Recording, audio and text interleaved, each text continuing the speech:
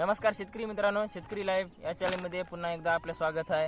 तर आपला गहू 20 ते 25 दिवसाचा झाल्यानंतर आपल्याला इथे खताचं जबरदस्त व्यवस्थापन करायचं आहे। कारण आपल्या गव्हाला आहे की नाही जास्त फुटवा येण्यासाठी मित्रांनो आपल्याला इथे एक खत व्यवस्थापन करायचं आहे।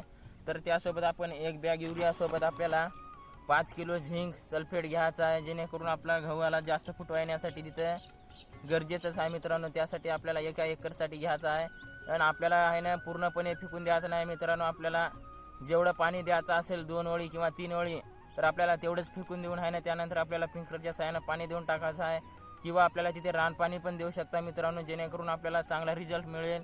आपण पूर्ण एकर जर फेकले मित्रांनो तर आपल्याला तिथे रिझल्ट बिलकुल मिळणार नाही, कारण ऊन जास्त प्रमाणात असल्यामुळे आहे ना तिथं आपलं 50 ते 60% नत्र आहे ना मित्रांनो पूर्णपणे उडून जाईल। त्यासाठी आपण एकरभर फेकायचं नाही मित्रांनो, जेवढं आपल्याला पाणी द्यायचं आहे तेवढंच फेकायचं आहे मित्रांनो। तुम्ही बघू शकता झिंक सल्फेट आहे, त्यामध्ये आहे 33% झिंक आणि सल्फर 15% आहे मित्रांनो। तर मित्रांनो काही जणांना वाटते की फक्त माहिती सांगते तर आहे ना व्हिडिओमध्ये दाखवत नाही, तर मित्रांनो बघू शकता तुम्ही वावरात आणि आज आहे ना गव्हाच्या प्लॉटमध्ये आहे मित्रांनो। तुम्ही बघू शकता आज मी शेतामध्ये टाकणार आहे, बघू शकता।